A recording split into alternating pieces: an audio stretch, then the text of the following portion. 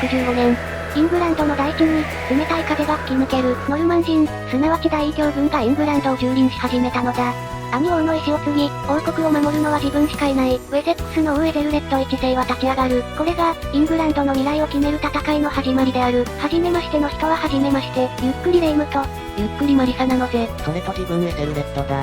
誰この人？この人はアルフレッド大王の兄で史実だと、この後871年にぼっくり亡くなるけど私たちがいるから安心して生き延びてくれ。いやいやそれよりも今自分がこの後すぐに亡くなるって聞かされた身にもなってもらいたい。なんというかこんな人が統治者で本当に大丈夫かしら？やっぱりアルフレッド大王の方が良いんじゃない？そう焦るんじゃない。この人も結構管理能力は優秀だからアルフレッド大王ほどではないにしろ結構悪くない人なんだ。色々知れたことだし、そろそろゲームを始めていくわ。そしたらとりあえず空いてる土地に人を配置していくことから始めないとね。ロンドン周辺と鉱山のところは開発しがいがあるからそこは渡さないで自分が持ってると良いと思うぜ。自分のこと見えてる？勝手に土地の割り振りされても困るんだけど。見えてるけど別に今は任せてくれて大丈夫だからゆっくりお金でも摘発してきなさい。仕方ないから新家からお金を摘発してくるか。全く憂さ晴らしに家臣にから絞り取ってと。見た感じ建設とか空振の設置は終わったみたいだな。そしたらそろそろ軍隊を動員して防衛を始めてみたらどうだ？ただ相手の方が質や量とともにこちらより上のようだ。そしたら勝ち目はどこにもないじゃない。そこはこちらが島国なのを上手に取るんだ。相手はイーストアングリアに攻め込んでくる時に上陸してくる。C 計算ではその際に優位性ペナルティが30もつくからその時に攻めかかれば多少の差は覆せるというわけだ。そんなことを言っていたら司教が近親婚だとイチャモンをつけてきたぞ。実際奥さんは庶民だから実中八九嘘だな。だけどこちらも遠い親戚とか言われたら何も言い返せないわ。ここは一旦折れて相手にフックマーガシだな。それをあげることでこの問題は一旦忘れてもらうのが良いと思うぜ。仕方ない司教どうかこのことは忘れてくれ。とりあえず横入りがあったけど接敵するわ。現地で病気まで発生してるじゃないか。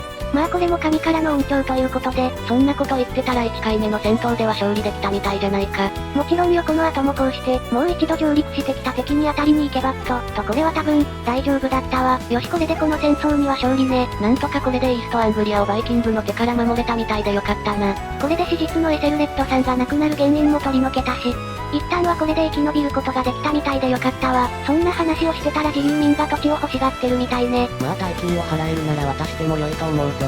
そしたらここはエセルレッドさんの顔を立ててそうしましょう。一応自分が統治者なんだけどな。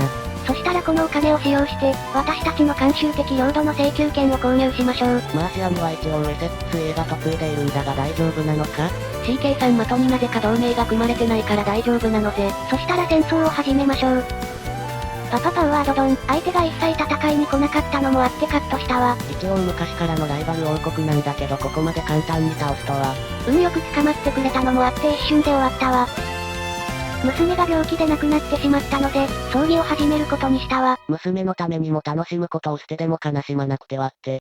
やっぱり葬儀をするだけで正当性がもらえるのとっても簡単で楽しいわね。葬儀をすると効率よく正当性がもらえるおかげでイングランド王国を作るための必要称号数も減るから良いと思うぜ。そうしたらパパからお金をもらったらイングランド王国が建国できそうね。なぜだかなし崩し的にここまで来てしまったが、ここにイングランド王国の誕生だ。イーストアングリアとマーシアはすんなり心中してくれそうね。やはりイーストアングリアはすんなり心中してくれるみたいだが、マーシアは落ちても元ヘクターキーの強国、ヨールビークを滅ぼせば威信も見せつけることができ彼らもすんなり心中してくれると思う。そしたら始めましょうか。あの異教徒をこの島から叩き出す戦争を。一応文化手的には十分戦えると思うが少し質だけ不安が見えるな。ブルターニュも呼べたから5は最初の戦闘で決めるわ。ハスカールも合計で600人と工場兵器化、補充だけ行われてないのが戦いの結果に影響ないと良いんだが、ブルターニュ軍とそろそろ合流もできそうでいいな。合流したし戦いに行く？戦いに行きましょう。この最初の戦闘で勝てるかでこの国のイヤウェセックス一族の未来は変わってくるわ。おっと少し危ないか？いや多分確実に勝利できると信じて突き進んでもらわないと。よしそうしたらどうだ？いい感じじゃないか。しかもかなりの圧勝。そしたらこのまま相手の人を落として降伏まで持っていきましょう。確かにこの状態なら敵軍も敗走してるし補充までに時間がかかるだろうからこの時間の間に相手の人を落とせれば一気に有利になるな。少し時間はかかりそうだけどここさえ包囲が終わればあとはここは拠点に周りを包囲していくだけで相手は勝てないからね。相手が自分たちの土地を包囲してるみたいだがあっちには行かなくてよいのか？多分大丈夫だと思う。あっちは工場兵器がないみたいだから時間差でこっちが先に終わるから、そろそろ包囲も終わるわね。ここが終わったら下の敵軍を倒ししに向かうわ。この文化手差なら相手が100人切りしてきても十分対抗できるな。この戦いを一旦落ち着いてみることができるようになって多少は安心だな。よしアングロサクソンの力をあの異教と相手にぶつけてくるんだ。あの後そのまま敵の土地を占領しに来たわ。これなら上のブルターニュ軍の占領が終われば勝利できそうだな。やったーついにイングランドの土地から大きくバイキングを叩き出せた。正直最初は少し危ないかと思ったけど、なんとか勝てた。この勝利のおかげでいつの間にか世代交代して老いになっていたマーシアを心中させれるな。この心中によってやっとイングランドの覇権の一歩を築いたと言ってもいいんじゃないかしら。あれいつの間にか戦争してるみたいだけどどこと戦争してるの？実は8戦とか優先なバイキングに攻め込んだら思ったより軍糧がいて攻めれないんだ。一体何をしてるのよ。まあそれなら誰かと結婚させて同盟を組んだら良いんじゃないか？それなら自分の奥さんがもう結婚年齢なのに男性の世継ぎも生まれないし、教皇に許可をもらって再婚するか。あれ？思ったよりこの王様少し性格悪い？この時代なら間違ってるかと言われたら間違ってはないが一部は自分たちがあまりに内政しかやらせなかった弊害だろうな。その結果すんなり離婚できるような人間になってしまったんだろう。